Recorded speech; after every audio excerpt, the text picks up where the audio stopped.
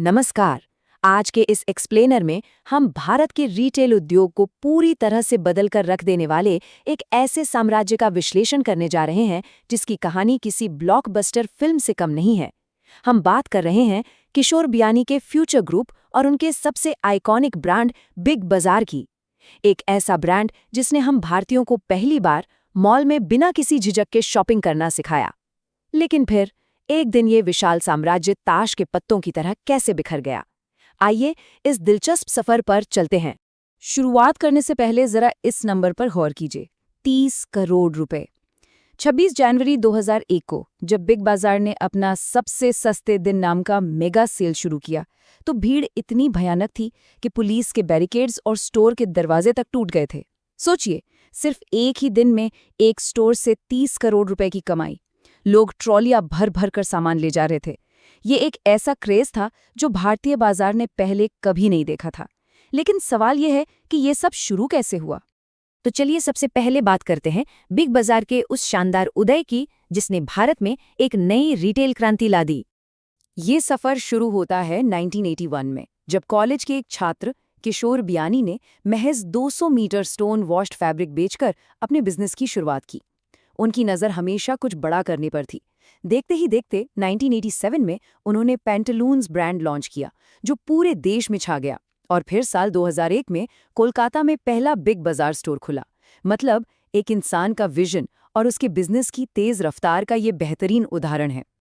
अब आते हैं एक बहुत ही दिलचस्प पहलू पर, भारतीय ग्राहकों का मनोविज्ञान, जिसे बिग बाजार ने बहुत ही बारीकी से समझा। आखिर ये ब्रांड इतनी तेजी से लोगों की पसंद कैसे बन गया? इसका राज चेन्नई के मशहूर सरवना स्टोर से मिली एक प्रेरणा में छिपा था। बियानी ने ध्यान दिया कि लोग अपनी कमाई का सिर्फ 8% ही कपड़ों पर खर्च करते हैं। बाकी का 92% हिस्सा किराने, बर्तनों और घर की दूसरी ज़रूरतों पर जाता है। सरवना स्टोर में सुई से लेकर गहनों तक सब कुछ एक ही जगह मिल रहा था। बस यहीं से ये आइडिया आया कि अगर ग्राहक का पूरा बजट अपनी तरफ खींचना है तो एक ही छत के नीचे सब कुछ रखना होगा। बिग बाजार को जानबूझकर ऐसा डिजाइन किया गया कि वो किसी आरामदायक, शोर शराबे वाले लोकल मार्केट जैसा लगे। मकसद ये था कि मध्यम वर्ग के लोग चमचमाते मॉल से डरे बिना एकदम बिंदास होकर शॉपिंग कर सकें। अब इस पूरी रणनीति के बारे में जो बात मुझे पर्सनली बहुत कमाल की लगती है वो यह है कि बिग बाजार के कर्मचारियों को जानबूझकर बहुत ही साधारण कपड़े पहनाए गए। उन्हें टाई पहनने की बिल्कुल मनाही थी। मनोवैज्ञानिक खेल ये था कि एक आम आदमी जब शॉपिंग करने आए तो वो एकदम रिलैक्स रहे। ग्राहकों को ये लगना चाहिए कि वो अपने ही मोहल्ले के किसी साधारण और मिलनसार लड़के से सामान मांग रहे हैं, न कि किसी बहुत बड़े कॉर्पोरेट एम्प्लॉय से। लेकिन कहते हैं ना, ज्यादा सफलता कभी कभी अति आत्मविश्वास ले आती है। और यहीं से शुरू होता है ओवर एक्सपेंशन, यानी अति विस्तार का जाल। शुरुआत में सब कुछ बहुत शानदार चल रहा था, लेकिन इस भारी सफलता के बाद फ्यूचर ग्रुप ने बिना सोचे समझे हर उस बिजनेस में हाथ डालना शुरू कर दिया जिसका उनके मुख्य काम से कोई लेना देना ही नहीं था।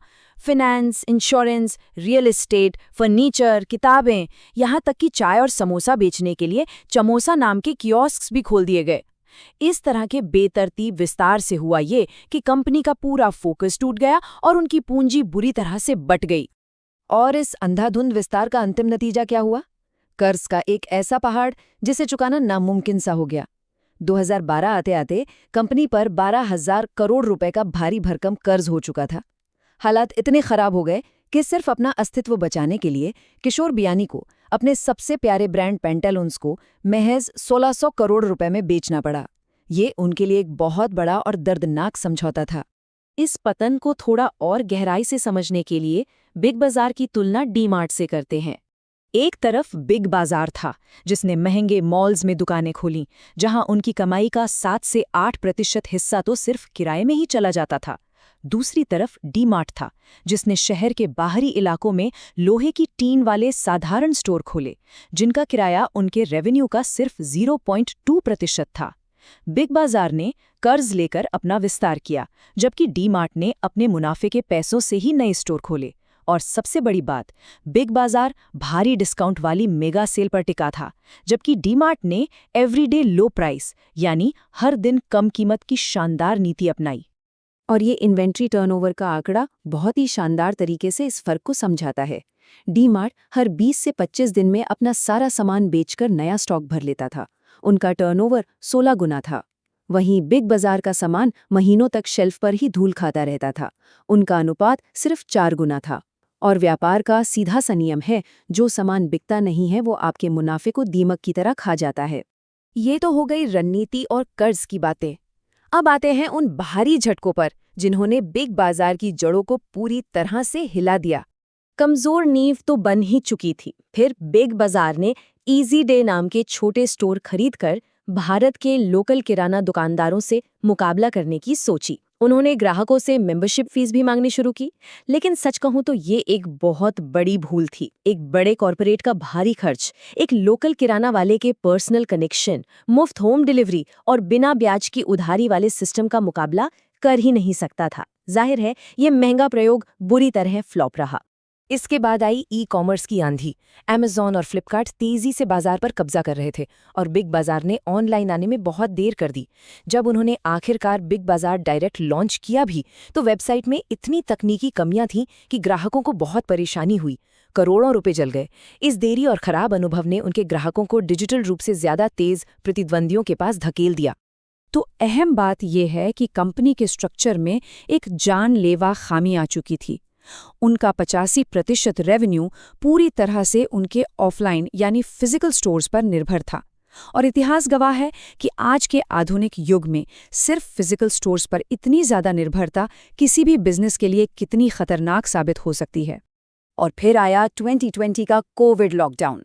ये फ्यूचर ग्रुप के लिए सीधे तौर पर एक डेथ वारंट साबित हुआ। रातों रात सारे स्टोर बंद हो गए। सिर्फ 3 महीनों में 7,000 करोड़ रुपए का रेवेन्यू एकदम शून्य हो गया।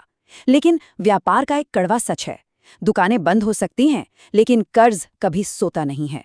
बैंकों का भारी भरकम ब्याज हर दिन बढ़ता रहा, जिसने इस बिना आमदनी वाली कंपनी की कमर पूरी तरह से तोड़ के रख दी। और यहीं से शुरू होता है इस रिटेल साम्राज्य का अंतिम और सबसे दर्दनाक अध्याय। ये आखिरी दौर किसी बॉलीवुड थ्रिलर से कम नहीं है। 2020 में कर्ज चुकाने के लिए रिलायंस के साथ 24,713 करोड़ रुपए की एक डील फाइनल हुई, जो एक जीवनदान जैसी थी। लेकिन तभी अमेज़न ने एक पुराने क्लॉज के तहत इसे अदालतों में रोक दिया। हालात इतने बेकाबू हो गए कि 2022 में रिलायंस की टीम ने आधी रात को बिग बाजार के 200 स्टोर्स पर कब्जा कर लिया और अगली सुबह तक उनका नाम बदलकर स्मार्ट बाजार कर दिया। अंततः वो डील कभी पूरी नहीं हो सकी और 2023 आते आते ये विशाल रिटेल साम्राज्य पूरी तरह से दिवालिया घोषित हो गया। बिग बाजार का उदय जितना शानदार और जादुई था, उसका पतन उतना ही सिखाने वाला रहा। ये पूरा एक्सप्लेनर हमारे सामने एक बहुत ही गहरा सवाल छोड़ जाता है।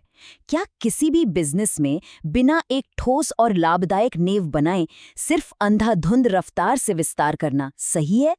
इस सवाल पर विचार जरूर कीजिएगा। आज के इस विश्लेषण में हमारे साथ जुड़ने के लिए आपका बहुत बहुत धन्यवाद।